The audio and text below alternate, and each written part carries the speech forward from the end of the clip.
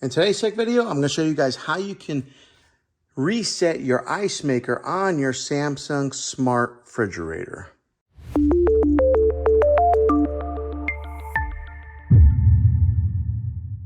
Okay, one of the quickest ways to reset your ice maker on your Samsung refrigerator is when you pull this out, you're going to want to open up this door here. Now, the first time you go to open this, it's going to be kind of hard. You got to give it a good tug like that, and then the door comes out. Pulls out your ice tray, and then on the inside here, there is a button right here on the side. Let me see if I can zoom in a little bit, give you a better look. There is, right there is a blue button. It may not look like a button because it's kind of flush, but it is a button. And what you want to do is push in on that button and hold it for a few seconds until you hear a chime. So let's go ahead and do that. All right, I'm in here, pressing in on it.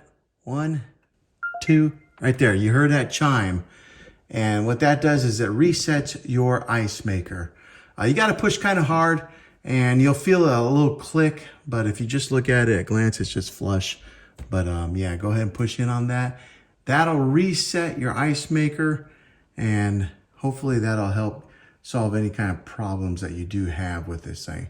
Then go ahead and put your door back in.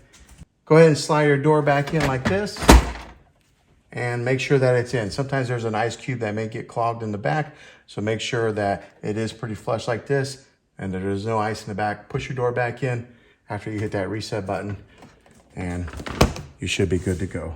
Okay, and that's the quick way on how you reset your Samsung smart refrigerator ice tray.